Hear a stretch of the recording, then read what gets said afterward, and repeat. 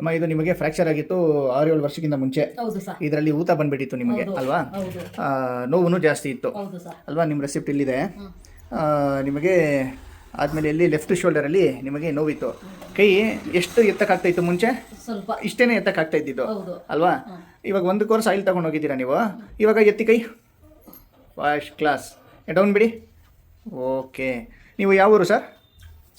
ಚಿಕ್ಕಾಗಡೆ. ಇಬ್ರು ಎಲ್ಲ ತಾನೇ ಇರೋದು? ನೀವೆಲ್ಲಿದ್ದೀರಾ? ಬಾಗ್ಲೂರು. ಹೊಸೂರು ಬಾಗ್ಲೂರು. ಓಕೆ. ನೀವು ಚಿಕ್ಕಾಗಡೆ, ನೀವು ಕರ್ಕೊಂಡು ಇವ್ರನ್ನ ಬಂದಿರೋದು. ಓಕೆ. ಅಮ್ಮವ್ರಿಗೆ ಇದು ಶೋಲ್ಡರಲ್ಲಿ ಎಷ್ಟು ದಿನದಿಂದ ಪೇನ್ ಇತ್ತು? ಇಲ್ಲಿ 2 ತಿಂಗಳಿಂದ ಇತ್ತು. ಇವಾಗ ನಮ್ಮ ಹತ್ರ ಇದು ಮೆಡಿಸಿನ್ ತಗೊಂಡೋಗಿ ಅಮ್ಮಮ್ಮ ಅಂದರೆ ಒಂದು 15-20 ದಿನ ಆಗದೆ. 15-20 ದಿನದಲ್ಲಿ ಇಷ್ಟು ಮಾತ್ರ ನಿಮಗೆ ಫುಲ್ ಡೆವಲಪ್ಮೆಂಟ್ ಬಂದಿದೆ ಅಲ್ವಾ? ಸೊ ನಿಮಗೆ ಇದಕ್ಕಿಂತ ಮುಂಚೆ ಎಲ್ಲೆಲ್ಲಿ ತೋರಿಸಿದ್ದೀರಿ ನೀವು? ಎಲ್ಲೂ ತೋರಿಸಿರಲಿಲ್ಲ ನೀವು? ಅಂದ್ರೆ ಈ ಕೈ ಮಾತ್ರ ಒಂದು ಕಟ್ ಹಾಕ್ಸಿದ್ರಿ. ಎಲ್ಲಿ? ಹೊಸೂರಲ್ಲಿ. ಅಲ್ಲಿ ಕಟ್ ಹಾಕ್ಸಿದ್ರಿ.